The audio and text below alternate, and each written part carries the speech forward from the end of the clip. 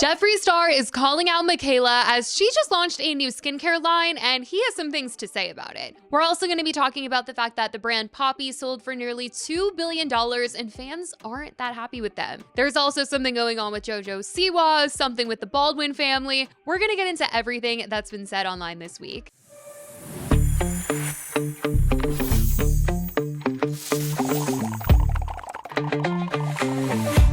Hey guys, it's Christy and welcome back to the weekly TEACAP. We are going to be breaking down everything that we did not get to this week. And there's been quite a bit that has been discussed on the internet that didn't involve Haley and Justin and Selena because that was honestly the story of this week. But let's dive into what is going on with the brand Poppi. This is a very popular prebiotic soda brand. This is supposed to be a healthier alternative to drinking a Pepsi or a Coke or a Sprite or any of those drinks, which is why fans are really concerned to hear that Poppi sold to PepsiCo for nearly $2 billion. This is a huge deal. The company is just about 5 years old, so everyone is talking about how big of a deal this really is. A lot of fans are worried that with PepsiCo buying it, that the product is going to change. Like I said, this is supposed to be a healthier alternative to drinking a Pepsi or a Coke, and fans just feel like with these big corporations, when they come in, they want to change stuff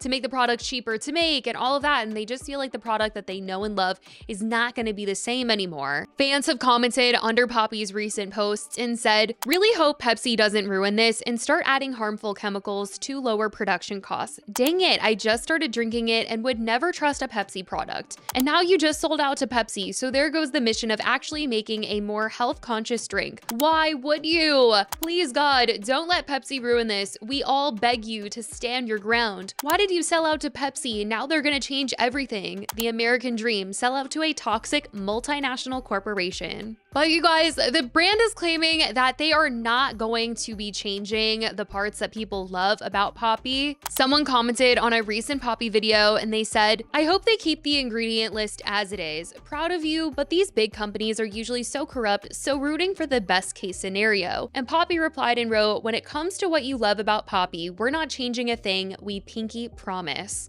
And hopefully they stay true to this promise because the fans really do want to still keep loving this product, even though Pepsi has bought it out. But the other thing about Poppi is that there are influencers who have invested in this brand, like Alex Earl and Griffin Johnson. His girlfriend recently posted a TikTok that said, "POV, your boyfriend invested in Poppi in 2020 and it just sold for $2 billion. And people are dying to know how much these influencers are actually making from this $2 billion sale, or nearly $2 billion sale. Was 1.95, but I'd be very interested to know. But that is what has recently been said about Poppi. Now let's get into what the heck is going on with JoJo Siwa. I'm actually not too sure what's going on. I just know that something is going on, okay? And I felt like she was giving everybody a really big hint at the iHeartRadio Music Awards this week. It was on Monday and she hit the red carpet with this ring light look.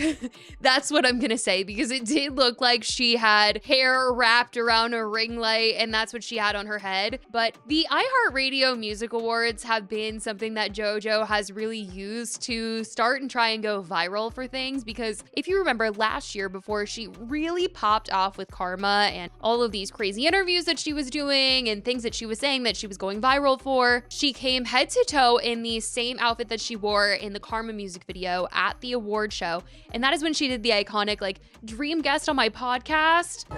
Dream guest on my podcast? Oh my gosh. I mean, honestly, let's spice things up. One of my exes. Oh? That interview was at the iHeartRadio Music Awards. So this year I felt like she was maybe possibly wearing this outfit, and this was a clue of maybe something that she will be wearing in an upcoming music video. That's kind of where my head is going in all of this. I felt like this had to be some sort of marketing stunt for her. And what do you know, a couple days later, she posts that she is going to have a big announcement. She shared on her Instagram these photos and she said, "I waited 3 years to make this announcement, and finally I'm planning on doing it at my night in West Hollywood at Beach beaches this Saturday, March 22nd at 9:30 p.m. Come dressed as your favorite look of JoJo and see a live performance, DJ set, and unexpected party. Link in my bio to RSVP your spot for free entry. And we're just gonna have to see what exactly JoJo is bringing for this next era. You guys will have a little bit of a better idea of what JoJo is bringing to the table, better than I do right now, because I'm recording this and she hasn't made the announcement of what is coming next. When you guys are watching this, she will have said what is kind of coming next for her. But as of right now, the only hint that I feel like she's kind of gave was at the iHeartRadio Music Awards and what she was wearing. But speaking of red carpet interviews and causing a scene, we need to talk about what is going on with the Baldwins. Specifically, Alec and Hilaria. Alec and Hilaria have a reality show with their many children. The show is airing on TLC, and a lot of people have been critical of them doing this reality show, just showing the lives of their kids and also just them. I've heard some people say that it's literally elder abuse what's going on with Alec Baldwin because they have such a big age gap. But anyway, there was some drama this week because as the two of them were doing press, Hilaria was answering a question when she was interviewed by Extra, and Alec tries to say something and she just snapped at him. Like, there was no media training, nothing. She was unfiltered, she snapped at him, and everyone was just kind of like, oh, well, wait a minute, girl. I don't know about all that. No, I think we're gonna see, we're gonna see how it feels to have it be out there. It's gonna be great. You're a winner. Oh my God, when I'm talking, you're not talking. Sorry. No, when I'm talking, you're not talking. This is why, yes, we'll have to just cut him out of the show. No, I mean, I think this is a really...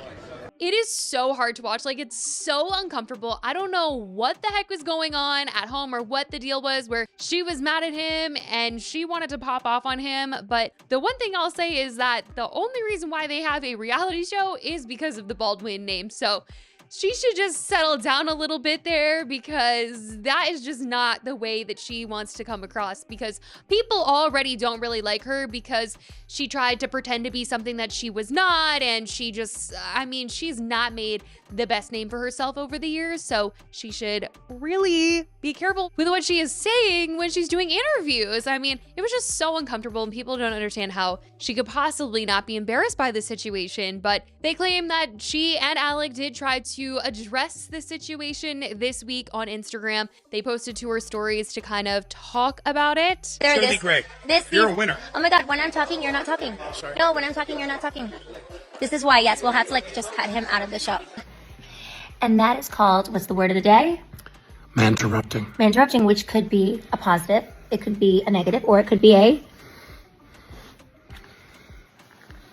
Correctile dysfunction. Yes, correctile dysfunction. I think that's one of our children trying to get into their room. But the whole point is, because our children are about to come in, the whole point is that we interrupt each other all the time. Or sometimes our kids interrupt us. Carmen wants to. Okay, I'm coming. Okay, go get Carmen. Okay, so now that we cleared all of that up, wait, I cleared it up. Give me a kiss just so you know that I'm not... Oh, I'm so happy. And give me a kiss. Kiss me.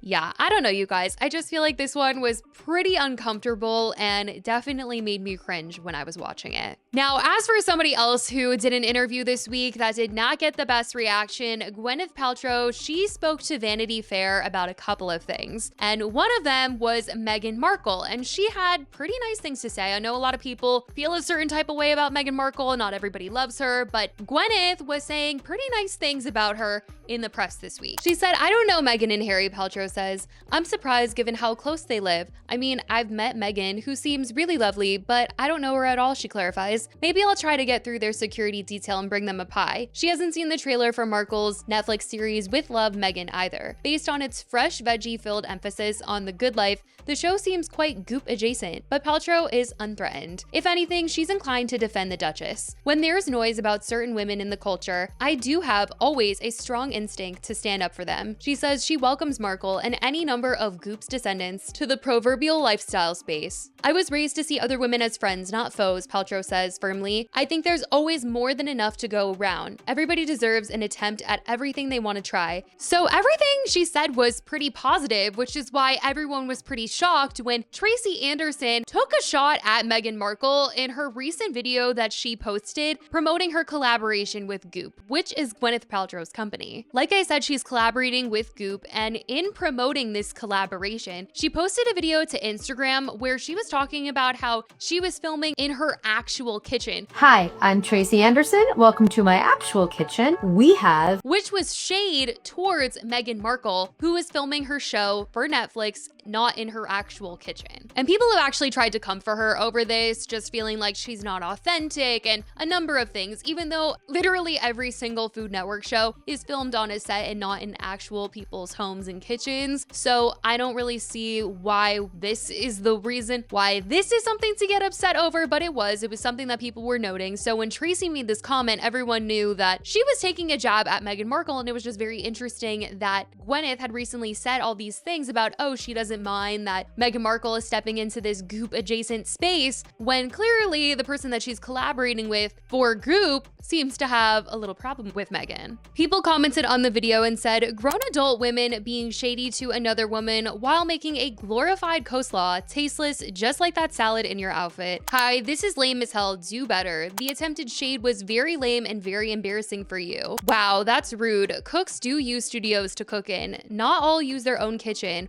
Why do you think a duchess would use hers? She did reply to the backlash and said, absolutely no shade intended. I mentioned cooking in my own kitchen simply to show that I'm at home rather than in a professional Goop kitchen, always sending love and togetherness to all women. Now, I don't know if everyone was necessarily buying what she had to say there, but people were certainly upset at the shade and just found it really weird given that Gwen seemed to give her support to Meghan earlier on in the week. But something else that Gwen was called out for in the same Vanity Fair interview was what she said about Timothée Chalamet and them filming together recently. The movie they filmed is Marty Supreme, and it's set to come out this year, but in it, her and Timothée have a lot of intimate scenes, all right? And just given how things have been throughout Hollywood and just all of the slimy, terrible situations that people have experienced over the years, an intimacy coordinator has become an essential part of a set. And Gwyneth chimed in her 2 cents about an intimacy coordinator, and people just didn't love what she had to say. They were like, girl, you know, something might not have happened to you, but it's happened to other people. It's important to have an intimacy coordinator. Let's not make it this thing that you're kind of putting down or making seem like it's making the situation awkward, or it's important for some people to have it. She said there's now something called an intimacy coordinator, which I did not know existed, she says. When Marty Supreme's intimacy coordinator asked Paltrow if she'd be okay with a particular move, I was like, girl, I'm from the era where you get naked, you get in bed, the camera's on. The article continued, incidentally, Gwyneth all but waved off their intimacy coordinator, a choice actors are free to make. You can step a little back, Paltrow recalls. I don't know how it is for kids who are starting out, but if someone is like, okay, and then he's going to put his hand here,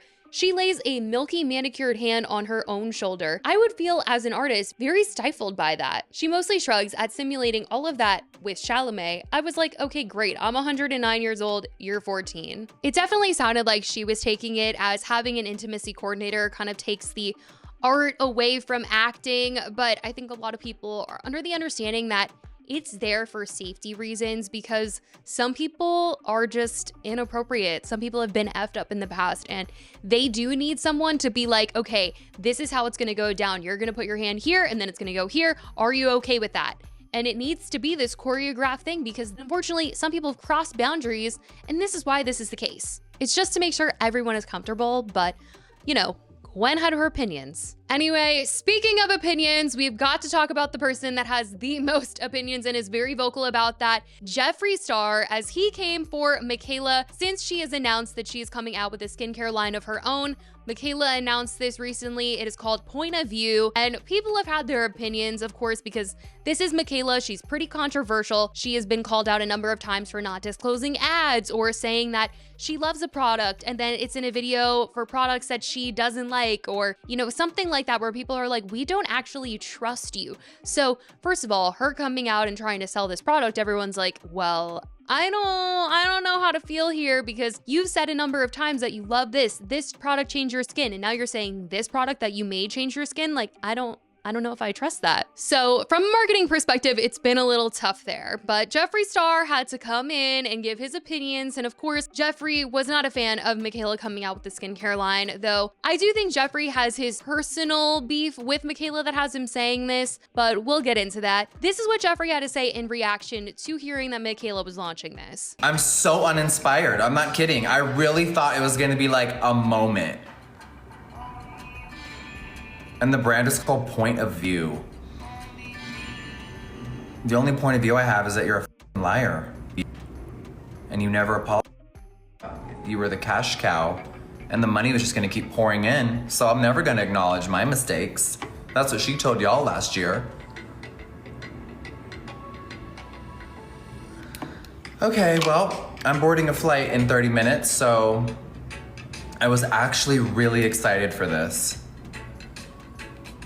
I was like, okay, she's made so much money. She's gonna find the best labs. It's gonna be the coolest packaging. And then you're launching a skincare brand and your ad is in full makeup. What does that have to do with your serum? So y'all are gonna waste your money on someone that don't really give a about y'all. That's what's confusing. Full makeup for a skincare line? And the Photoshop, girl.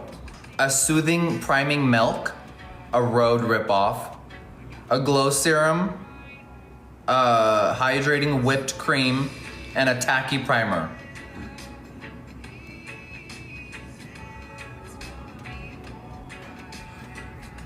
Okay. Now, the reason I feel like they have some personal beef is because back during Mascara-gate, when she got called out for potentially, possibly, maybe wearing false lashes in the mascara ad that she did, this video went absolutely viral. And at the time, Jeffree had said that he reached out to Mikayla and he wanted her to come to his ranch and hang out and just kind of like talk about drama and stuff like that. She did not get back to him, which I feel like Jeffree has really held on to. He took this really personal because over the years, Mikayla had been a fan of Jeffree Star Cosmetics. They had talked in the DMs, and when she did not get back to him about this, I feel like he was just really upset. I mean, he had just ripped into her for the mascara situation, so I don't blame her for not wanting to hang out with Jeffree Star. A lot of foundations and mascaras and certain things I hear may be fraudulent. So if y'all want an unbiased that's been reviewing makeup for 10 years, that has never accepted a coin from one brand to ever say a product is amazing, then stay tuned, because the back. But Mikayla, you set the tone now. I used to set the tone on YouTube. When I said something did not work, the internet knew I was telling the truth. So when people are distrusting you, you gotta understand why. Plus, she was kind of on the rise and Jeffree is very controversial. I just feel like she wouldn't want to align herself with Jeffree, but he was holding on to this. She has management, a digital PR team. We were speaking, and then when I asked her to fly to Wyoming to try the mascara, it went silent. It was management like, shh, stop responding to him.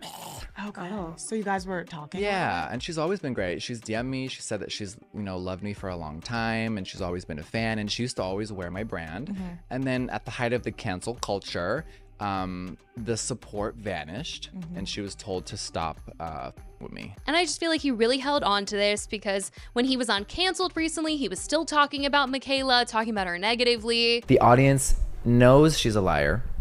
Doesn't care, and they like watching the train wreck. And I'm sure she does have hardcore fans that do believe her and buy the stuff that she's saying is great. Yeah, it would have never slid back in the day. Like, remember when Jaclyn Hill had hair in her lipstick and people were like they actually dying? wanted her to die. Yes. They literally wanted to cancel her forever. So it's crazy. And now it's like everyone can do anything. Yes. Yeah. So when the mascara thing happened, it inspired me to get back to full-time reviewing. And so, of course, when she announced that she was coming out with a skincare line, Jeffree was asked his opinion, and he was not shy about giving an answer. Though the public is kind of in agreement with him and some of the things that he's saying about this, that she's not trustworthy and all this stuff, I do think that Jeffree's opinions come from maybe a different place than everybody else. But I don't know. Let me know what you you guys think about this whole thing, what Jeffree had to say, the Poppi drama, what JoJo's coming out with, the Baldwins. Let me know all your thoughts on everything that went down this week in the comments. I love you guys so much, and I will talk to you in the next video. Bye, guys.